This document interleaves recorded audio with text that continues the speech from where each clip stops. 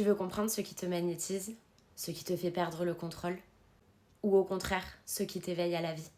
Reste avec moi, ton thème astral peut t'expliquer pourquoi.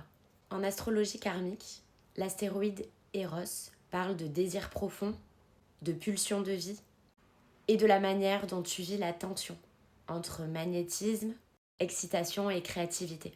Il ne parle pas seulement de sexualité, mais aussi de ce qui t'obsède, te fascine, te fait te sentir vivant. Regarde 3 éléments dans ton thème astral. Tout d'abord, le signe d'Eros. Il montre ce qui éveille ton désir, l'énergie qui t'envoûte. Ensuite, la maison d'Eros indique où tu recherches cette intensité, où tu vis cette fusion entre tension, envie et magnétisme.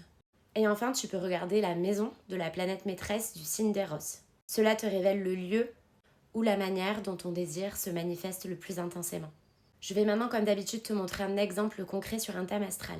Cette fois-ci, il est généré via AstroSeek, astro-seek. Il n'y a pas ces astéroïdes sur AstroThème. Attention, pour avoir la vue des astéroïdes sur votre thème astral, il faut passer par la version anglaise du site.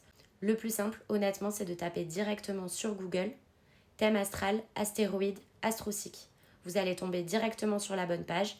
Vous n'avez plus qu'à intégrer vos informations de naissance et ensuite vous pourrez choisir quels sont les astéroïdes que vous voulez voir dans votre thème astral. Petite précision aussi, sur ce site, ces astéroïdes-là en l'occurrence n'ont pas de symbole. Il y a juste écrit leur nom. Donc en l'occurrence, ici, Eros, hop, il est écrit Eros. Tout simplement, on voit qu'Eros est donc en poisson, il est en maison 9. Le signe du poisson, il est gouverné par 2 planètes, à savoir Neptune et Jupiter.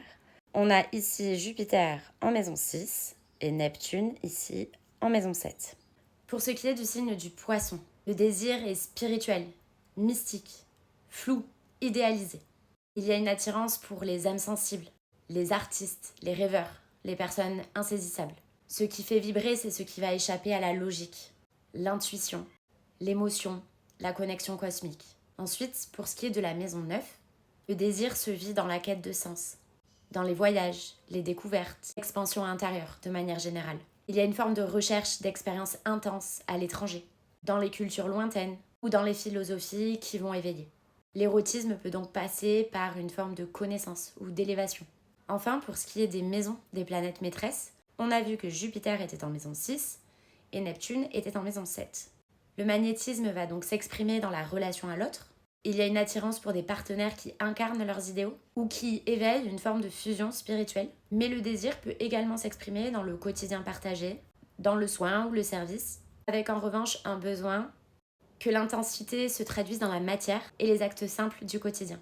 Dis-moi en commentaire dans quel signe et dans quelle maison se trouve l'astéroïde Eros dans ton thème astral. Tu peux également m'indiquer la maison de la planète maîtresse du signe d'Eros si tu le souhaites pour compléter. Comme d'habitude, je répondrai à tout le monde. Si tu as des questions, n'hésite pas non plus à les mettre en commentaire.